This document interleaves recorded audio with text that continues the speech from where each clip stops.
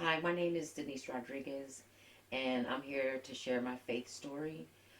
Taking back to when I was a child growing up, we grew up in a Catholic household, very strict parents. There wasn't a lot of socializing outside the house unless it was with them.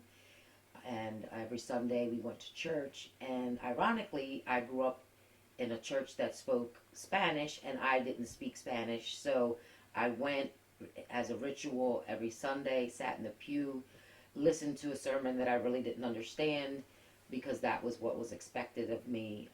I always knew Jesus existed, but I didn't have a personal relationship with Jesus. In my younger years, I just remember that that was the thing that we did every Sunday.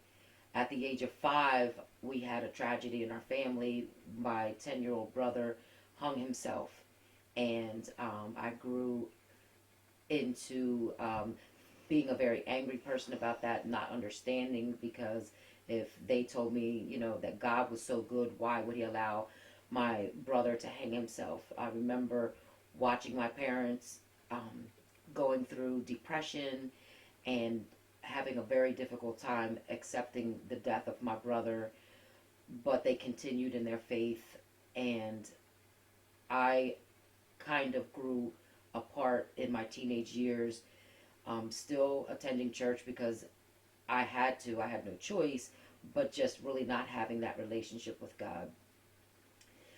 As the years went on, I just remember in my early, say, 19s or 20s, I stopped going to church.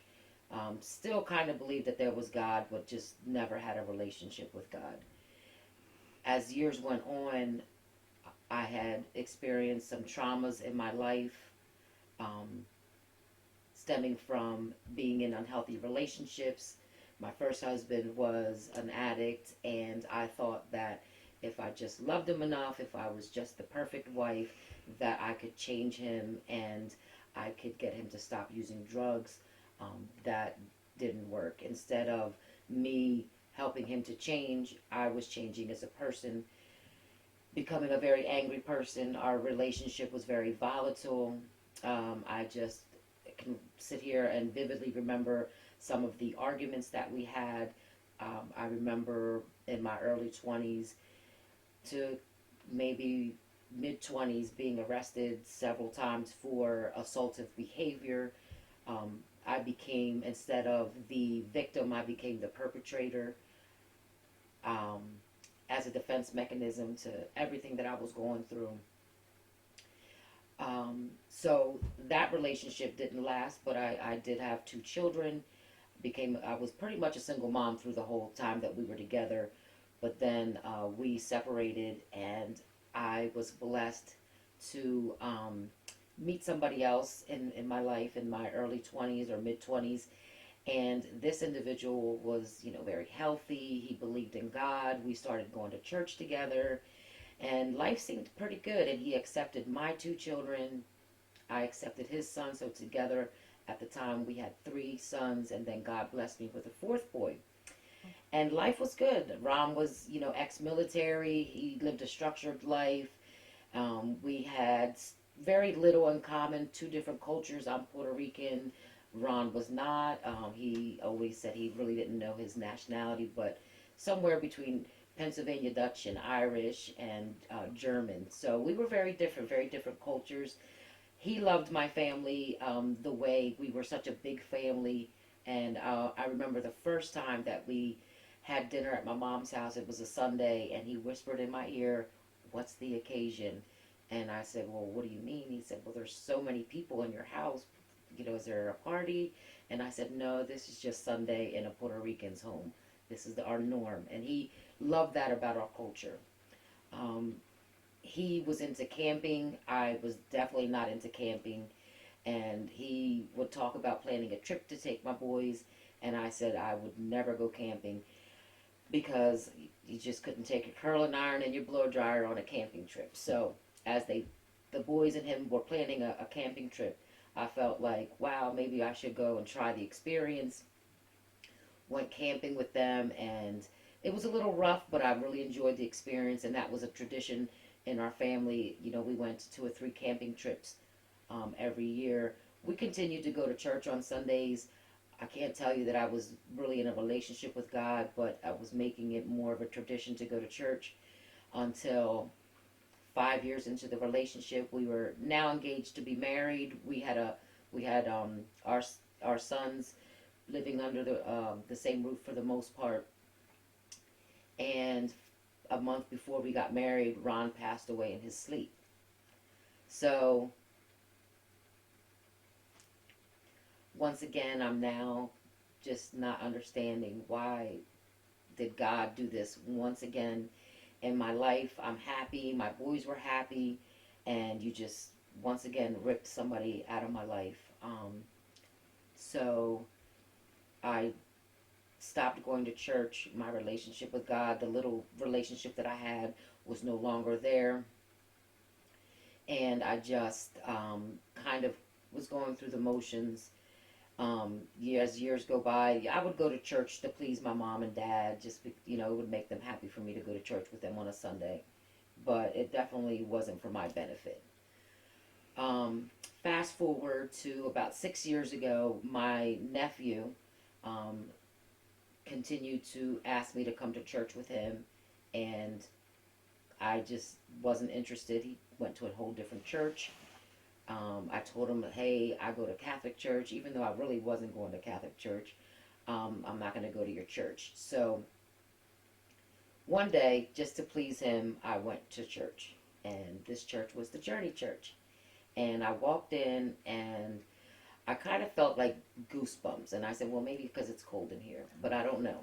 So I kept on going through the motions, meeting all these wonderful people. Everybody kept smiling.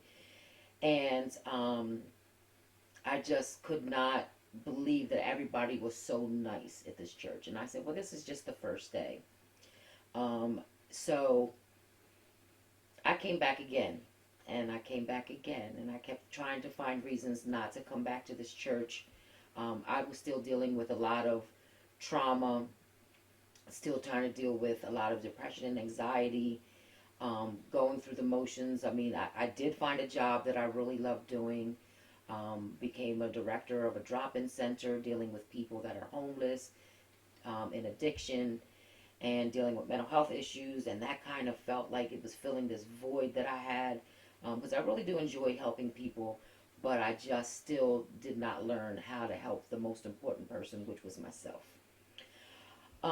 So I kept going to the church, and I started kind of getting involved, putting on this red shirt, joined the impressions team, and started greeting people. Even though I'm not a morning person, I would go in the morning and just smile and wave at people and welcoming them into the church, because I wanted them to feel welcome like I started to feel welcomed. And then one day, I kept trying to find reasons not to go back to church. Excuses like maybe this is a cult. That's what I kept saying to myself. This has got to be a cult. So one day I remember being at church, and I saw a homeless man come in, and obviously I'm drawn to homeless people because I always like to help. I said, I know that somebody from the church is going to tell this man that he has to leave, because you could tell clearly that he was not clean. His clothes were all disheveled. And I saw someone from the security team walk up to him, and I was like, they're going to tell him to leave.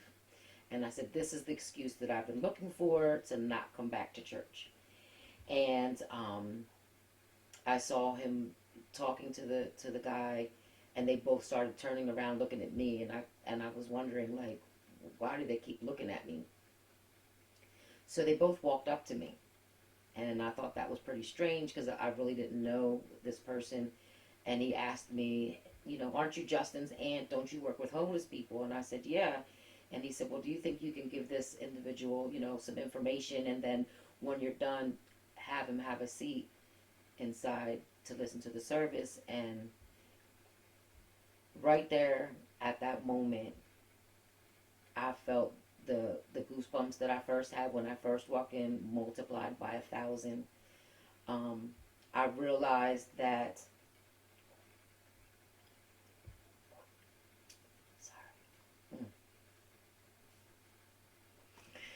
realized that I was where I needed to be for myself and for other people. I realized that I no longer was going to church just for the motions. I wasn't going to church to please anybody but myself.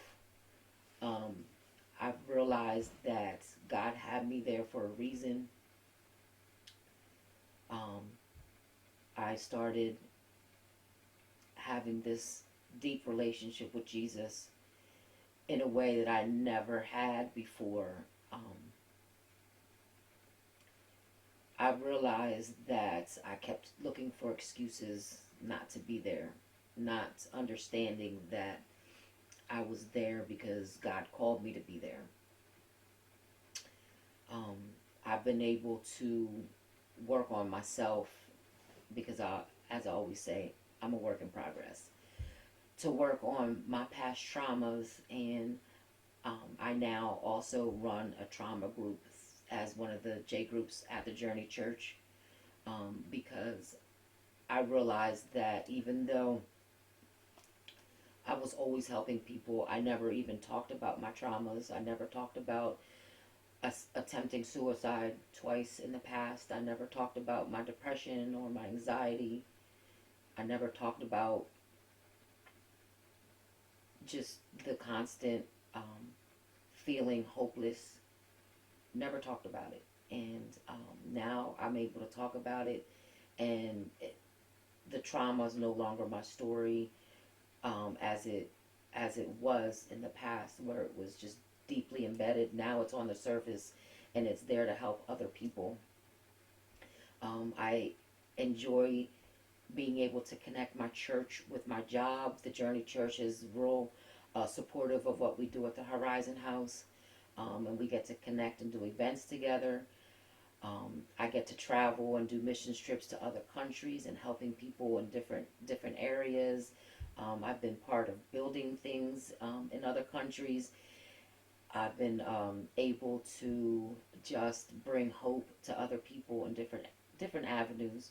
But for the most part, I'm really grateful that I've learned self care, mentally, physically, emotionally, spiritually, and most important, I've been able to every day improve on my relationship with God, talk about God. I can talk about God at work.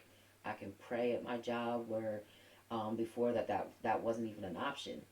And so I can honestly say that my faith story has come a long way. I continue to grow in faith. I continue to make God a part of my daily life every single day, and I'm grateful for that. I'm grateful that I'm still here. I'm grateful that I'm able to share my story and hopefully give hope to other people.